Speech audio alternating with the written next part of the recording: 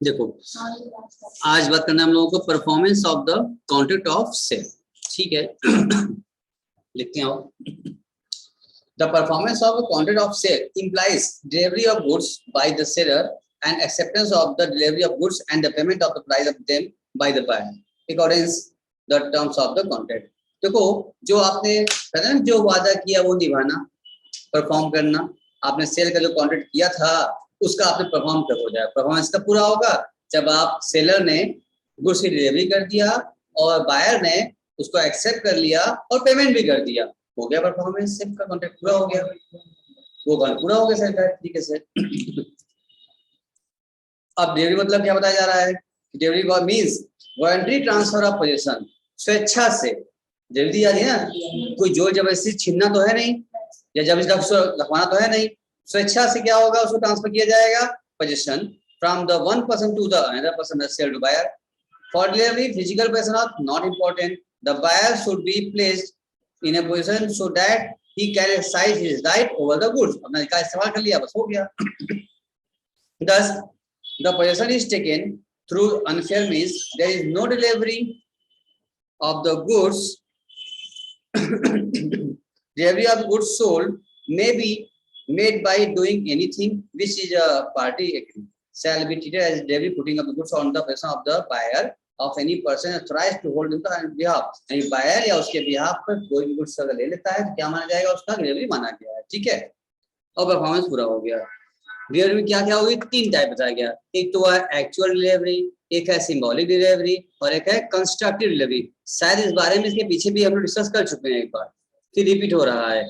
तो ऐसे ही सर इसको हम बताएंगे आपको। ठीक है, उसी बीच बताना तुम, क्योंकि जो चीज हो चुका होता है तो ऐसी कहती है सर हमसे पूछा करिए आप। इष्टा भी बोलती है हाँ सर हम बताएंगे। क्यों इष्टा, रेडी है ना? कहाँ गए इष्टा जी? Yes sir. चलिए, duty of seller and buyer. क्या ड्यूटी है? It is the duty of seller to deliver the goods. भाई जो सेलर है उसका क्या ड्यूटी है? गुड्स डिलीवर करे। And the buyer to accept and pay them for them. ऐसे ड्यूटी होती है, जो डिलीवरी दे रहा है आप उसको एक्सेप्ट करिए और उसका पेमेंट कर दीजिए। अकॉर्डिंग जो भी आपके बीच में टर्म्स एंड कंडीशन लगी हुई है सेल का, उससे रिगार्डिंग आप पेमेंट कर दीजिए। यही ड्यूटी होती है सेलर बायर की। सेल किया है तो गुड्स डिलीवरी देगा, बायर ने परचेज किया है तो वो गुड्स एक्सेप्ट करेगा और साथ साथ उसका पेमेंट भी करेगा। Payment and delivery are concurrent condition है। ठीक है, यानी कि unless delivery otherwise agreed delivery of the goods and payment of the price are concurrent condition, that is to say the seller shall be ready and willing to give possession to the goods of a buyer exchange for the price। भाई वो goods क्यों ले रहा है? Price के exchange में, उसको उस चीज का प्राइस मिल गया है इसलिए वो गुड्स डिलीवर कर रहा है। And the buyer shall be ready and willing to pay, वो भी रेडी है, भाई गुड्स का उसको पैसा दे दो और उसके बदले में क्या दे रहा है, वो पेमेंट कर रहा है आपको।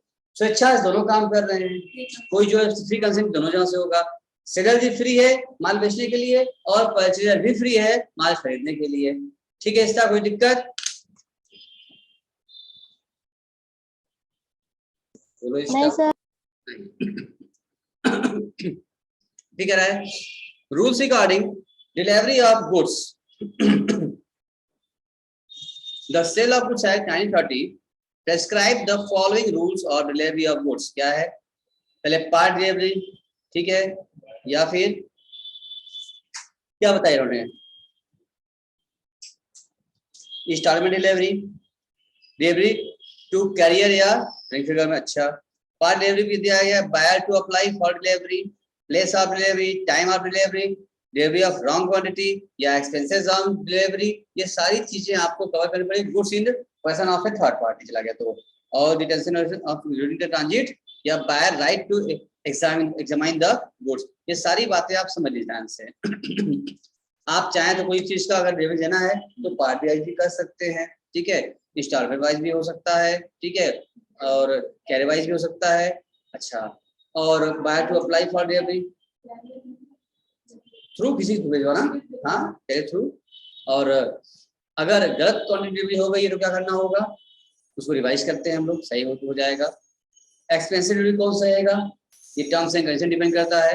अगर बोलता है फ्री डिलीवरी है तो एक्सपेंसेस सेलर्स रहेगा, अगर चार्जेबल डिलीवरी है तो डिलीवरी चार्ज बायर देगा। ये जो होता है टर्म्स एंड कंडीशन बीच में डिपेंड करता है, ठीक है। टाइम क्या डिलीवरी का होगा, ये भी अब प्लेस क्या होगा, तो आपसे जो बायर होगा हाँ वो बताएगा हमको भाई हमको किस डेट डिलीवरी चाहिए, उस डेट देना होगा आपको। और अगर आपको स्पेसिफिक होता है डेट, वो दूसरे देना ही पड़ेगा, उसका आप नहीं कर सकते आप लोग। और रही बात टाइम की, टाइम वर्किंग आवर देखा जाता है। आप वर्किंग आवर में भाई डेट फिक्स कर दिया आपने कि भाई अगर हमको 20 तारीख डिलीवरी चाहिए, ठीक है ना, तो अब 20 तारीख को चाहिए तो रात को 12 बजे क्या 19 तारीख रात 12 बजे 20 तारीख लग जाएगा, तो 12:30 बजे आप आ जाए पहुंचाने को उसको, या 1 बजे 2 बजे रात को आ जाए, भैया 12 तारीख हो गया आपने बात ली थी, यूज ले लीजिए, आप ले लेंगे। और आप एक्सेप्ट नहीं करें तो भैया रिजेक्ट कर देगा वो कि आप नहीं लिए थे, रिजेक्ट कर देते हैं, क्या उसको अधिकार है? नहीं। टाइम भी क्या होता है, वर्किंग आवर होता है। आप वर्किंग आवर जो भी होता है आपका सुबह से शाम तक का, उस वही वर्किंग आवर में एडिट कर सकते हैं, ठीक है ना, स्पेसिफिक। इसके अलावा नहीं करेंगे। और देखें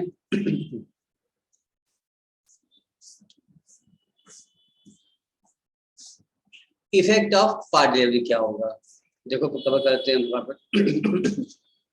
जो पार्ट डिलीवरी की बात है, goods may be made by doing anything which is the party agreed that the sale material as a delivery of which has the effect of putting the goods in the possession of the buyer or any person tries to hold them in behalf, को buyer ले या उसके behalf पर हो सकता है। Effect क्या होगा, delivery of part of goods in progress of delivery of the whole has the same effect for the purpose of the passing property in such goods as a delivery of the whole, but a delivery or of part of goods with an intention of serving it from the whole does not operate as a delivery of the remainder, ठीक है। यानी जो effect होगा आपका, ऐसी चीज है जब तक पूरा नहीं दे दोगे तब तक उसका पूरा फर्क नहीं पड़ने वाला, या ऐसी चीज डिपेंड करता है आइटम वाइज पर। अगर ऐसा आइटम है जो कि पार्ट दे सकते हैं और कोई फर्क नहीं पड़ने वाला, सेकंड पार्ट थर्ड पार्ट हो सकता है, लेकिन ऐसा डिलीवरी हो जो कि एक साथ देना था, पार्ट में आया तो यूज नहीं कर पाएंगे आप लोग, इफेक्ट कुछ नहीं हो पाएगा। जब पूरा करें तभी इफेक्ट पड़ेगा आपका, तभी इफेक्टिव होगा। एग्जांपल दिया देखो, certain goods having lying at warfare sold in a lot, the seller instructed the receiver to deliver them to the buyer who had paid for them, and the buyer thereafter accepted them and took away part held. There was a delivery of the whole. देखो मैंने कहा था ना कि अगर आप एक part भी अगर आपने एक्सेप्ट कर लिया है तो उसका पूरा एक्सेप्ट माना जाएगा और बाकी का भी फिर आपको लेना पड़ेगा। अगर पार्ट का आपने नहीं लिया है नहीं माना जाएगा। जैसे एक पार्ट आपने एक्सेप्ट कर लिए हैं तो बचा हुआ पार्ट आप रिजेक्ट नहीं कर सकते, अब वो भी आपको लेना पड़ेगा क्योंकि ऐसे होल माना जाता है, ठीक है। इफेक्ट उसका है। Buyer to apply for delivery apart from any express contract, जो एक्सप्रेस मतलब जो बताया जाए बोला जाए, the seller of goods is not bound to deliver them until the buyer applies for delivery. जब तक बायर ने अप्लाई नहीं करेगा तब तक आप बाउंड नहीं कर सकते हैं, ठीक है। इसको बोलते हैं बायर अप्लाई। जब हम कहेंगे तो दीजिएगा हमको। प्लेस ऑफ डिलीवरी क्या होगा, whether the or the buyer person of the goods for the seller to send them to the buyer person depending on the case of the contract। अब depend करता है कैसा केस है contract का, और express है या इम्प्लाइड है, बिटवीन द पार्टी बीच में क्या बातें हुई है, जो टर्म्स एंड कंडीशन बना होगा कॉन्ट्रैक्ट का उसी के ऑलरेडी प्लेस डिसाइड होगा। Apart from any such contract goods sold are to be delivered at the place at which they are at the time of the sale, and goods agreed to be sold are to be delivered at the place where they are at the time of the agreement to sell, or if not in existence the place which the manufacturer or producer। यानी जब अगर नहीं है तो जब goods बन के आ जाएगा तब माना जाएगा उसमें डिलीवरी होगी आपकी, जिस प्लेस में चाहेंगे आप। टाइम क्या होता है, under the contract of sale the seller is bound to send the goods to buyer but no time for sending them is fixed। the seller is bound to send within a reasonable time। समझते हो, working hour, ऐसा नहीं कि रात बिरात भेज देंगे आप, वर्किंग आवर में एग्रीमेंट टाइम भेजेंगे आप। गुड्स पैसे इन द थर्ड पार्टी क्या बता रहा है, where goods at the time of sale are in the possession of third person, there is no delivery unless until such third person acknowledge to the buyer that holds the goods on his behalf। यानी वो तक वो confirm ना करते भाई हम आपके behalf पर रिसीव कर ले रहे हैं तब तो डिलीवरी मानी जाएगी। थर्ड पार्टी लिया ले रहे हैं तो फिर हम एक्सेप्ट करेंगे तब तो, जब तक हम एक्सेप्ट नहीं, बायर एक्सेप्ट नहीं करेगा, यहाँ चलो ठीक है मेरा आदमी, उसको थर्ड पार्टी जो जा रहा है वो मेरा आदमी है, वो ले लिया, समझो हम ले लिए, उसको सौंप दीजिए आप, हमारे कहने पर दिया जाएगा तो ठीक है। हमारे कहने के बिना अगर किसी को थर्ड पार्टी दिया जा रहा है तब तक जब तक हम एक्सेप्ट ना कर लें। ठीक है। provided that the nothing is such as affect the process issue of the transfer any document title of goods, तो टाइटल ऑफ गुड्स क्या हो गया, अगर थर्ड पार्टी हो गया, अगर आ रहा है जिसका गुड्स है, भले उसके बिहाफ से आ रहा है, उसके हाथ थर्ड से आ रहा है, लेकिन तो होना तो वही रहेगा जिसके नाम से बिल है। Time for tender of delivery, demand और tender of delivery may be treated as a ineffectual unless made at a reasonable hour. What is reasonable hour in question fact, ये तो फैक्ट की बात होती है, रीजनेबल क्या होता है, फैक्ट की बात है कि क्या सही, क्या जो आपके लिए होगा हमारे लिए, जो सबके लिए हो जाए सही, वही फैक्ट की बात है। वर्किंग आवर, अब 2 बजे रात 3 बजे रात डिलीवरी, ये सबके लिए ये रीजनेबल नहीं है, ये उचित नहीं है। तो फैक्ट वो होता है जो हमारे लिए भी सही हो, आपके लिए भी सही हो, किसी के सबके लिए लागू होता हो, उसको फैक्ट बोलते हैं। Delivery of wrong quantity, where seller deliver to the buyer a quantity of goods less than the quantity to sell, यानी कम दे दिया, रॉन्ग क्वांटिटी आ गया भाई सामने। द बायर में रिजेक्ट देम, बायर चाहे तो रिजेक्ट कर दे, भैया हम 50 मंगाए थे, आप 40 सेंड किए हैं, अब हम वो भी नहीं लेंगे, ले जाओ उसको वापस, हमें नहीं चाहिए, मेरा काम 50 में 40 नहीं हो पाएगा, हम क्यों ले, तो एक्सेप्ट कर लेंगे आप, तब तो फुल माना जाएगा। इसलिए आप चाहे रिजेक्ट कर सकता है, मे लिखा है ना, मे, वो चाहे तो एक्सेप्ट भी कर सकता है, ले भी सकता है। But if buyer accept the goods so delivered, he shall pay for them at the contract rate, यानी कि अगर आपने एक्सेप्ट कर लिया तब आपको पे करना पड़ेगा, अगर आप रिजेक्ट कर देंगे तो फिर कॉमन सेंस की बात है। where the seller delivered to the buyer quantity of goods larger than the contract to sell, यानी कि अधिक भेज दिया, 100 मंगाए थे 200 भेज दिया। the buyer may accept the goods including the contract, reject the rest, वो चाहे जितना उसने कॉन्ट्रैक्ट किया 100 किया था, 200 गुड्स आ गया है तो 100 रख ले, बाकी 100 रिजेक्ट कर दे, भैया हमने इसको मंगाया नहीं था, मैं क्यों लूं, जितना मंगाया था उतना ले लेगा, वो एक्सेप्ट कर लेगा, रिजेक्ट कर देगा। But if the buyer accept the goods so delivered, he shall pay for them, क्या लिखा था हमने, if the buyer accept the whole of the goods delivered, he shall pay for the contract. बस समझ आ गई ना, अगर जितना मंगाया उतना ही ले लो, कोई दिक्कत नहीं है। अगर आप गलती से अधिक आ गया है और आप पूरा एक्सेप्ट कर लिए, पूरा रखवा लिए हैं, तो आपको क्या करना पड़ेगा, पूरा का पेमेंट भी करना पड़ेगा। क्यों स्टार जी, कोई दिक्कत?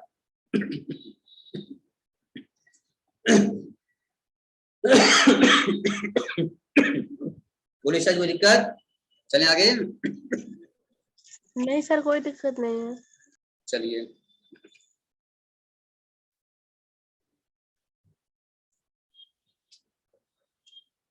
ठीक है, इंस्टॉलमेंट, हाँ हाँ, expense for delivery. The expenses of delivery related to putting on the goods in the delivery state must be borne by the seller and the absence of the contract may be contrary. यानी क्या हो गया, ये तो depend करता है contract के ऊपर, और सेलर कहेगा कि फ्री डिलीवरी है तो एक्सपेंस वो बियर करेगा, वो चार्जेबल दिखाता है तो हमको पे बैक पे करना पड़ता है, तो हमको पता ही हम लोगों को। कुछ गुड्स फ्री होते हैं, कुछ गुड्स क्या होते हैं, चार्जेबल होते हैं, तो जैसा हम लोग डिपेंड करता है कॉन्ट्रैक्ट, जो कॉन्ट्रैक्ट बनेगा, जो टर्म्स एंड कंडीशन रहती है उसी में रहेगा। देखो तुम्हारी कैसे कौन करता है, और कुछ सब इसी को मिलता है।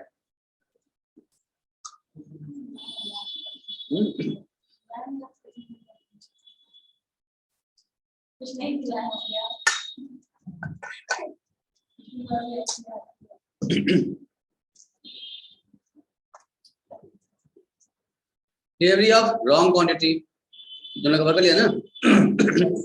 कम या दोनों कवर कर लिया हम लोगों ने।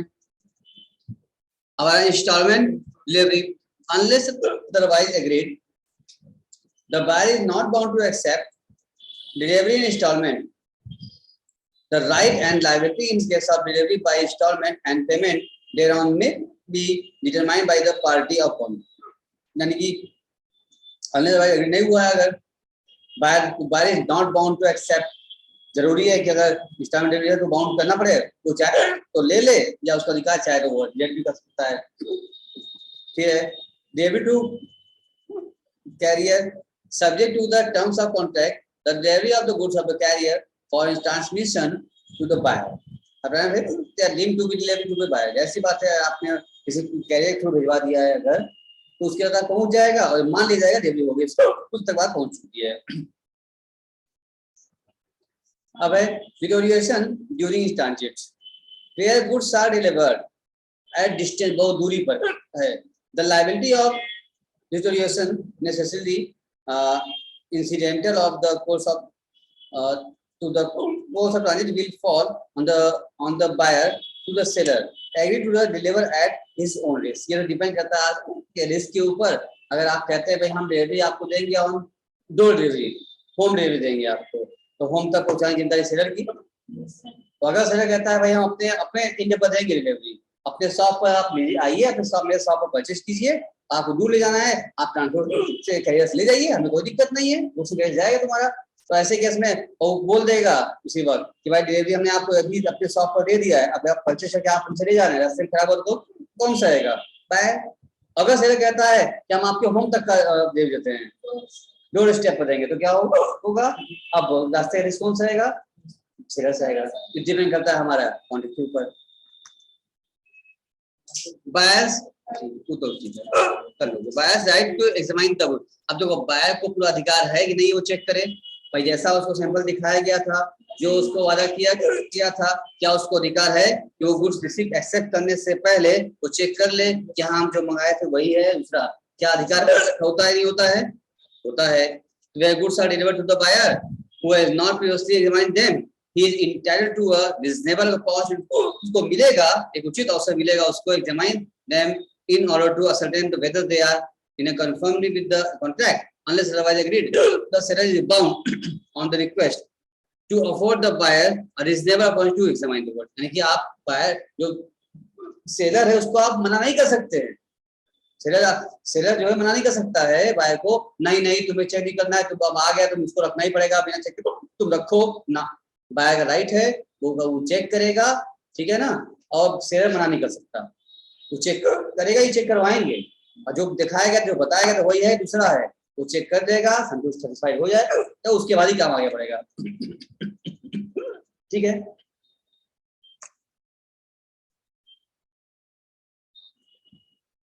अब क्या रहा, rules related to the acceptance of delivery of goods.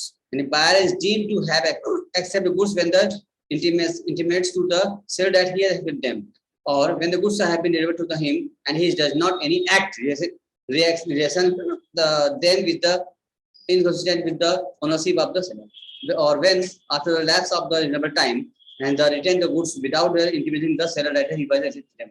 देखो नॉर्मल रूल ये कहता है कि आपको गुड्स डिलीवरी हो गई, आपने गुड्स के पास रख लिया है, समय सीमा बीत गया है, तो क्या हो गया, अब तो गुस्सा हो गया ना, उसके वापस नहीं कर सकते आप ना, तो अब आपको एक्सेप्ट कर लिया है, रखना पड़ेगा आपको।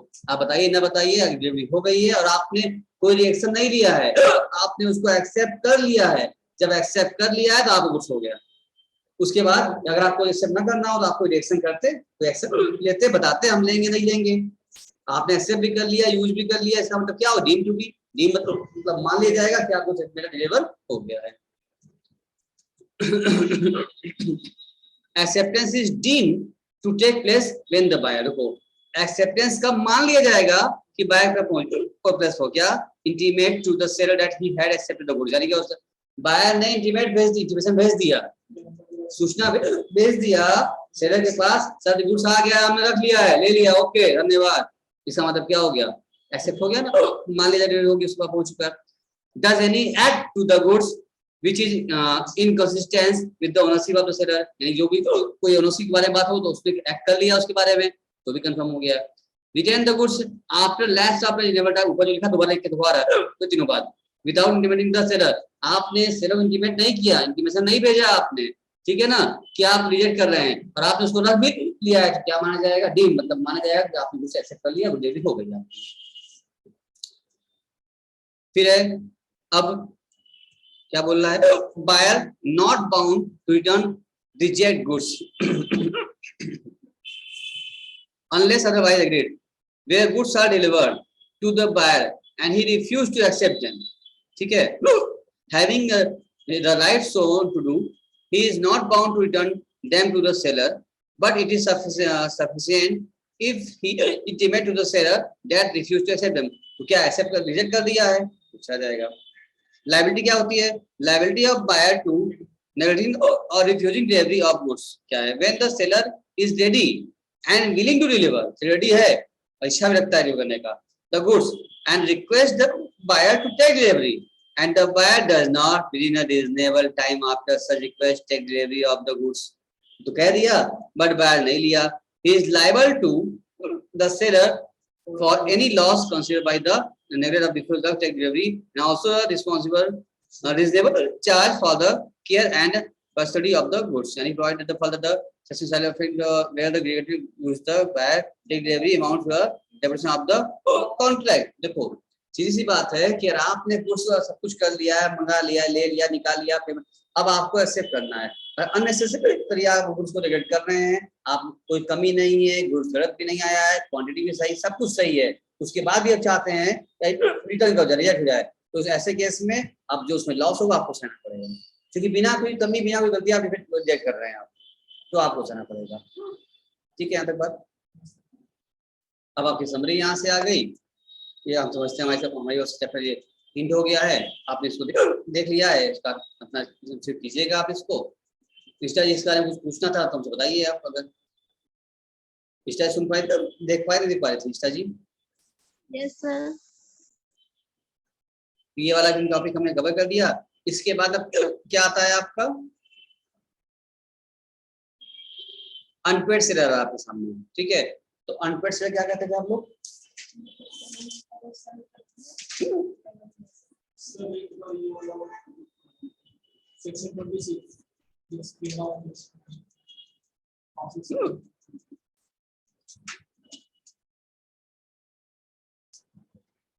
तो हो गया था, कौन सा था इसमें? ये यार 4 बात कर रहे हैं ना हम लोग।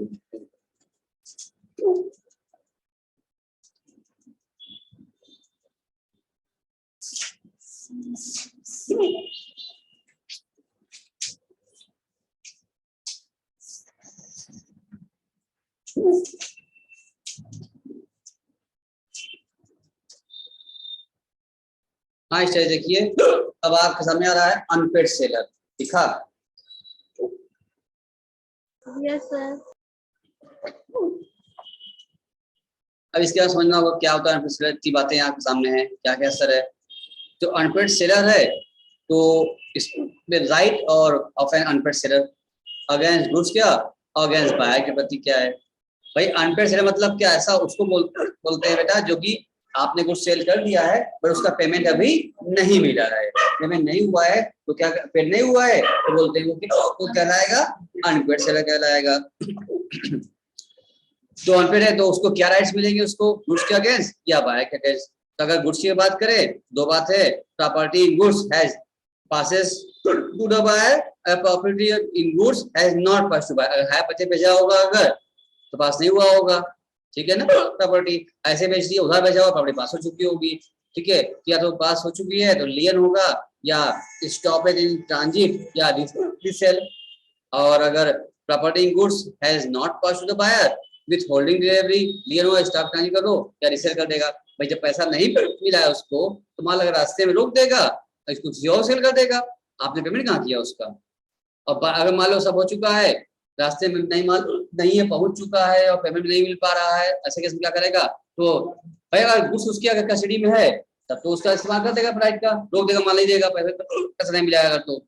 लेकिन अगेंस्ट बायर की बात करें, अगर कुछ डिलीवरी हो गई है, सब कुछ पहुंच चुका है, रास्ते में नहीं है, रोक नहीं पा रहा है, अब क्या करेगा? एक्शन लेगा, अब बायर की तरफ जाएगा। और बायर में क्या करेगा? उसके खिलाफ केस सूट करे, suit for price, suit for damage, suit for interest, तीनों के लिए उसके पास केस फाइल कर देगा। तो उस पर क्योंकि गुड्स नहीं रोक पाया, जब तक गुड्स कस्टम था रोक सकता था, गुड्स अगेंस्ट ले सकता रहा एक्शन। अब गुड्स नहीं ले पा रहा है तो किस पर लेगा? फिर अब बायर पर लेगा, ये एक्शन लेगा इनके ऊपर, अपने इंटरेस्ट लॉस के लिए, डैमेज के लिए और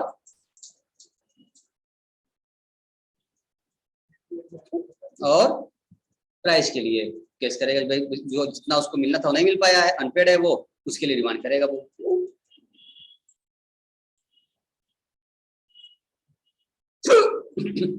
अब क्या है अनपेड सेलर क्या कहता है आपसे?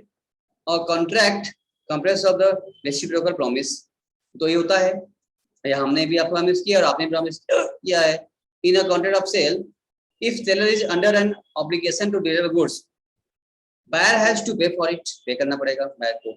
In case buyer fail to refuse to pay, the seller as an unpaid seller shall have certain rights. भाई अगर उसको पेमेंट नहीं मिला, उसने गुड सेल किया था और पेमेंट नहीं मिला, पेड नहीं हुआ, तो क्या कहा जाएगा?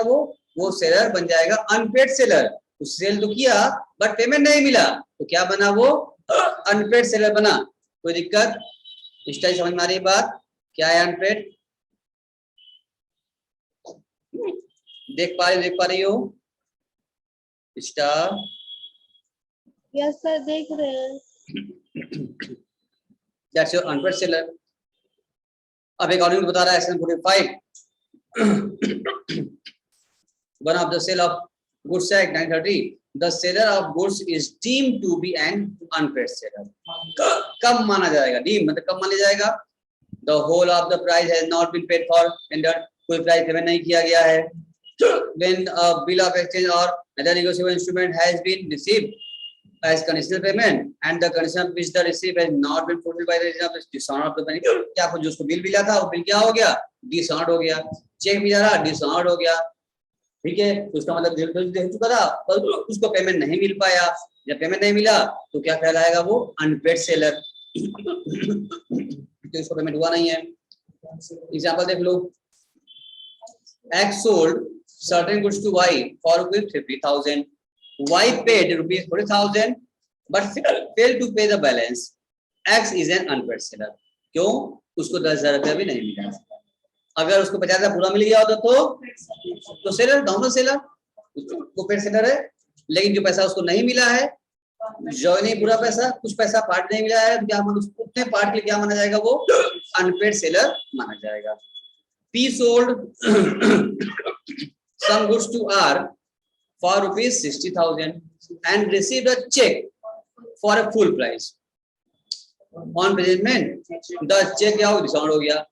वही देखो, उसको क्या हुआ? चेक मिला था और चेक क्या हो गया? डिसऑनर्ड हो गया. तो पैसा मिला उसको नहीं मिल पाया, तो गुड्स चला गया, पैसा भी चेक से डिसऑनर्ड, पैसा मिला नहीं, तो क्या माना जाएगा? इसको क्या कहेंगे हम लोग? अनपेड सेलर कहेंगे. क्या इतनी बात समझ में आती है आपको? ऊपर से आती है. अनपेड सेलर बात समझ में आपको आ गया? तो भाई क्या क्या होते हो सकते हैं अनपेड सेलर के अधिकार? क्या क्या उसके होते हैं राइट्स? आप देख लीजिए. अभी हमने आपको समझाया भी है कि अगेंस्ट गुड से होगा, राइट होगा उसका अनपेड सेलर का, या फिर क्या होगा उसके अगेंस्ट बायर भी होगा. दोनों में अधिकार अपना इस्तेमाल करेगा वो. ठीक है, चलिए इसको यहाँ से राइट जो है हम लोग कल करेंगे.